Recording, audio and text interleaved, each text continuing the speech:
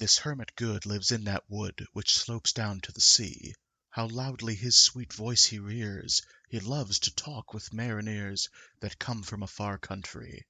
He kneels at morn, and noon, and eve. He hath a cushion plump. It is the moss that wholly hides the rotted old oak-stump. The skiff-boat neared, I heard them talk. Why, this is strange, I trow. Where are those lights so many and fair, that signal made but now? Strange, by my faith, the hermit said, and they answered not our cheer.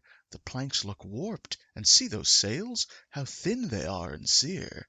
I never saw aught like to them, unless perchance it were brown skeletons of leaves that lag my forest-brook along, when the ivy-tod is heavy with snow, and the owlet whoops to the wolf below, that eats the she-wolf's young. Dear Lord, it hath a fiendish look, the pilot made reply. I am afeard. Push on, said the hermit cheerily. The boat came closer to the ship, but I nor spake nor stirred.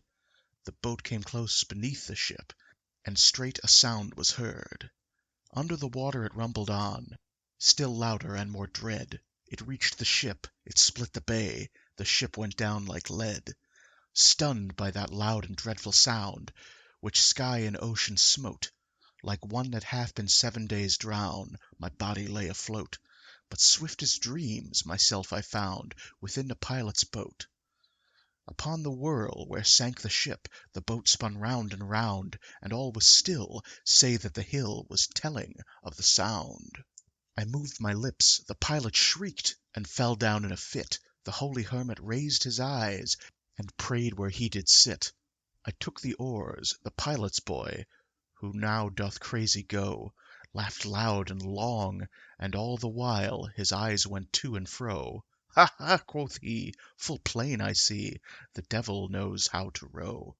And now, all in my own country, I stand on the firm land. The hermit stepped forth from the boat, and scarcely could he stand. Oh, shrieve me, holy man! The hermit crossed his brow. Say quick, quoth he, I bid thee say, what manner of man art thou?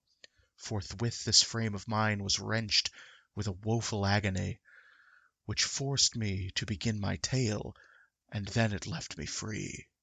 Since then, at an uncertain hour, that agony returns, and till my ghastly tale is told, this heart within me burns. I pass like night from land to land, I have strange power of speech.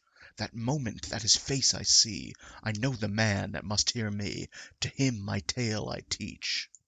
What loud uproar bursts from that door! The wedding guests are there, but in the garden bower the bride and bridesmaids singing are, and hark the little vesper bell, which biddeth me to prayer.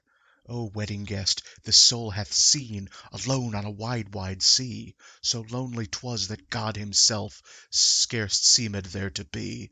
O sweeter than the marriage feast, 'tis sweeter far to me, to walk together to the kirk, with a goodly company. To walk together to the kirk, and all together pray, while each to his great Father bends, old men and babes, and loving friends, and youths and maidens gay. Farewell, farewell, but this I tell to thee, thou wedding guest, he prayeth well who loveth well both man and bird and beast. He prayeth best who loveth best all things both great and small, for the dear God who loveth us, he made and loveth all. The mariner whose eye is bright, whose beard with age is hoar, is gone, and now the wedding guest turned from the bridegroom's door.